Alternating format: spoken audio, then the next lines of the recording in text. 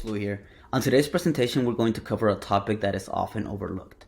We're going to talk about gut health, or what I like to call the second brain. Okay, this is one of the most neglected aspects of the human body, and I'll tell you why. As an American culture, we shovel the worst foods into our guts. Things like pizza, burgers, fried foods, you name it. We ingest these foods on a daily basis, okay? And not only are they going to provide no nutritional value, but also affect your health long term. What I mean by this, aside from weight gain, you're going to experience joint pain, you can have chronic disease, you can have diabetes. Like, there's a number of medical conditions that you can develop by eating processed foods, by overeating calories, by not watching what you're eating, by not treating your body with respect through the foods that you're eating. Excuse me. It's also going to lead to the development of a weak brain and feeling sick all the time.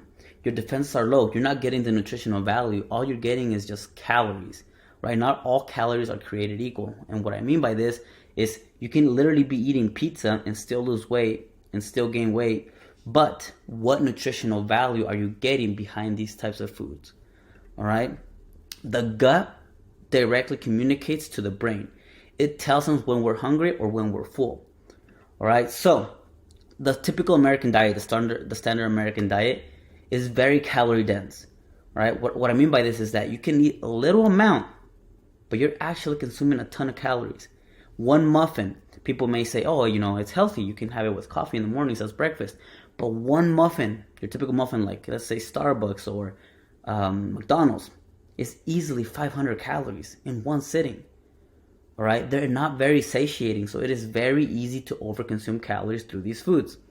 All right, it throws off the feedback loop to the brain that tells us when we're full or still hungry. So you can easily overeat on these foods without actually feeling full. And then when your brain actually gets the message like, hey, no more, we are done, it may be too late, right? You may be feeling sick, you may be feeling stuffed, you may be feeling sluggish, which is what typically all the people who are overeating on these trash foods are feeling like. People say that, food is fuel or your diet is fuel. But most people overconsume a lot of calories in one sitting that the body can't process them correctly, and it's overworked. So, hey, it's kind of like a little shutdown. Your body is clogged, your body is not utilizing those calories efficiently because you just overloaded with a ton of trash food, a ton of calories that are not good for you. All right? Like I mentioned, the American diet is very calorie dense and it doesn't fill the stomach up. By the time the hunger cue stops, the calorie intake is skewed.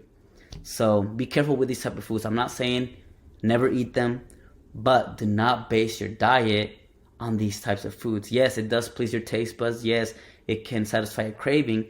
But when your diet is just based on trash foods like these, you will suffer the consequences long term.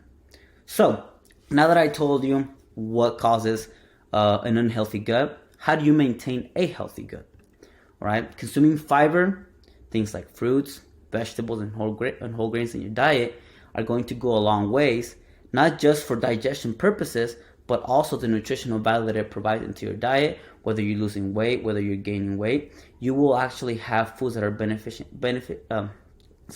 benefiting you in the long term.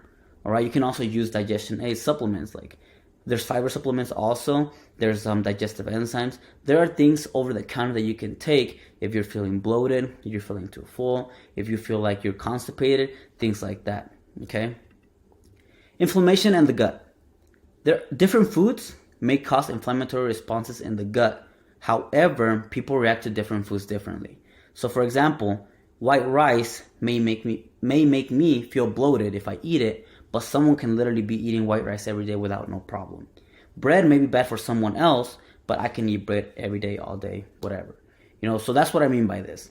The key is to identify what you react to best by slowly removing the foods that promote the response of inflammation. So if you're following your meal plan, we know exactly what foods to manipulate. All right, if you're just winging it, eating this and that every single day, something different, it's hard to tell what is causing that response. So a meal plan is going to actually increase the chances of knowing what food is actually affecting you in a negative way. Right? As they say, you are what you eat. Bad food or proper nutrition are both your choices. Both your choices to make, for both short-term and long-term health.